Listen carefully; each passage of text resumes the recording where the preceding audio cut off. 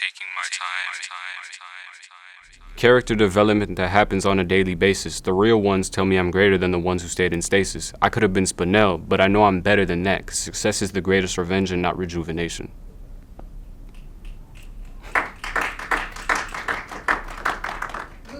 Okay, there's your open right there. There's your open right there.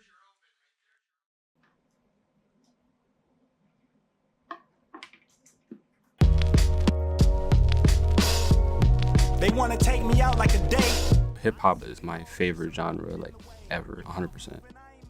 What it inspired me was listening to it, making a list of a bunch of albums to listen to. One that specifically stuck out was the project by Ab-Soul called Herbert, which was his name. Couple bucks in a bucket head, bitch. One's obstructed. I listened to the whole thing one night. I think it was like literally like midnight.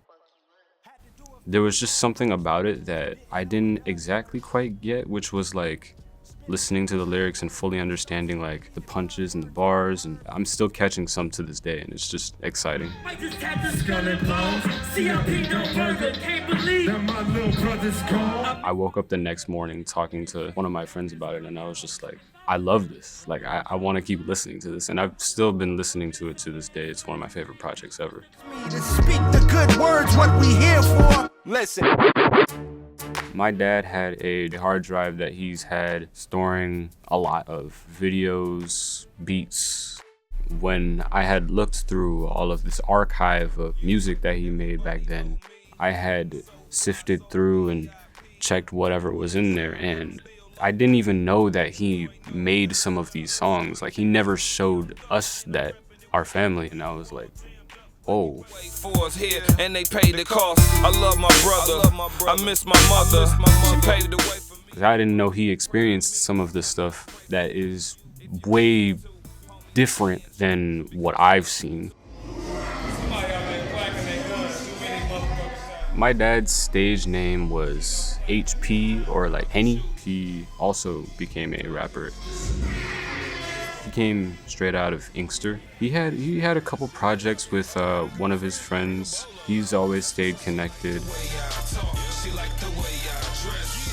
I kind of put my dad on a pedestal, like, as a kid, listening to his music. Sometimes he would even play it in the car, and we'd just be jamming to that, rapping along with it. I kind of put him on this pedestal along with other rappers that I had listened to, and it's just kind of cool to see like someone who I've gotten to know and love from when I was born be like down to earth. He just is a heavy inspiration. I'm just doing me, telling you everything that I know. Rain, sleet, or snow, I'ma keep it 100 with you. The professional discussion between me and my dad, we talk about just throwing songs together, recording, writing, making the beats from scratch. I get together with my dad to jam along, listen to music. Not too often, but it's not too like little either.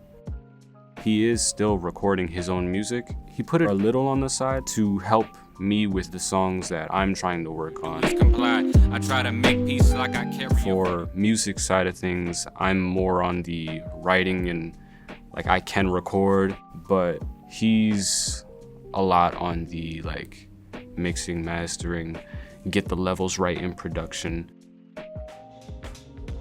When I work with my dad, especially towards the beginning, I was kind of getting this like smiley little feeling whenever I'd go to him and be like, oh, I want to record. I'm starting to write a song. I just get like a little happy whenever he tells me like, yeah, let's do it. I've definitely gotten a stronger connection to him. Like, I think about him as my father, obviously, but we have a professional side to go with that too. It's kind of just shaped how I collab with people now, I think.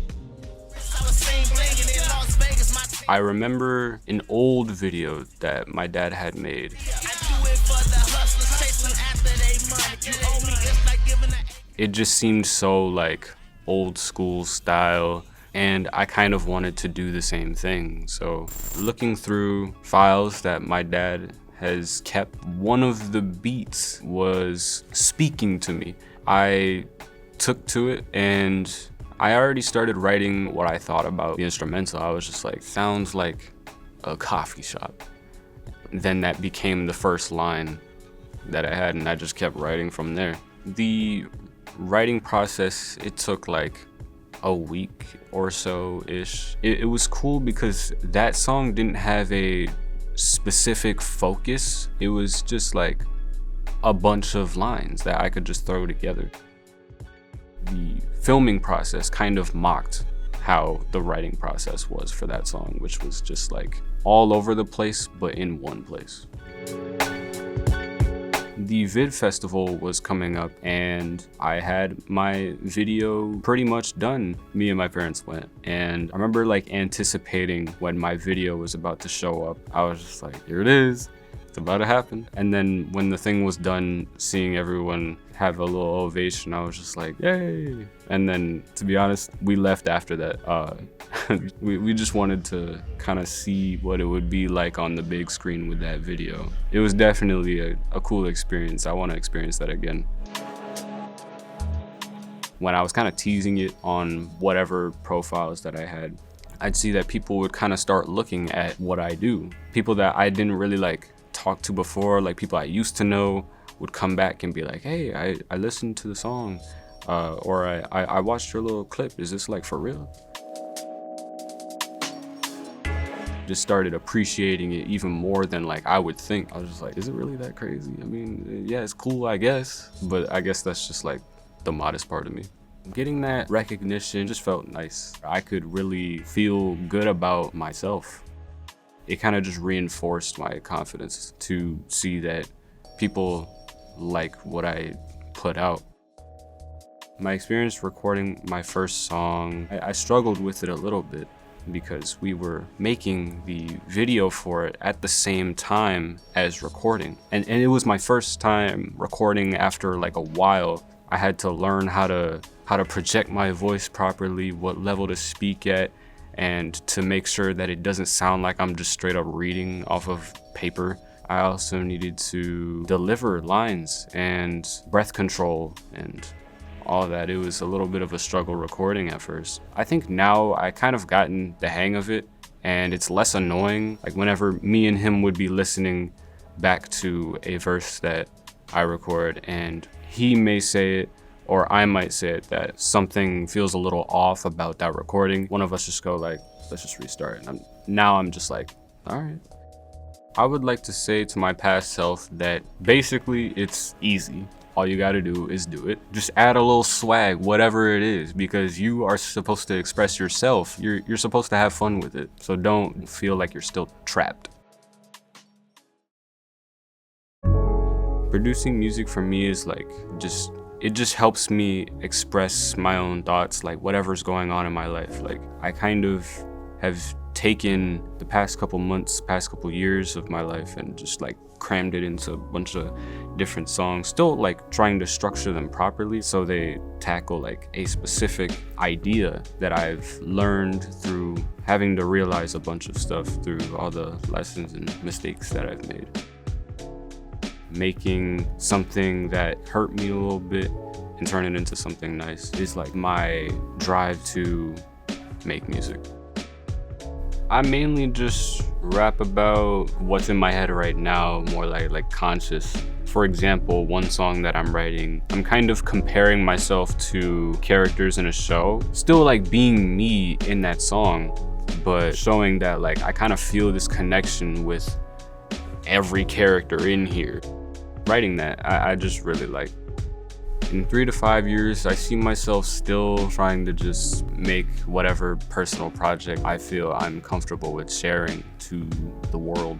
I still have the project that I want to fully finish probably next year called Time and Effort.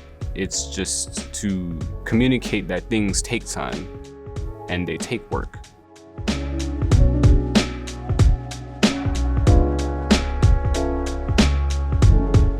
I can't wait to see that it's finished, post it, and be like, I did that. I did that. I did that.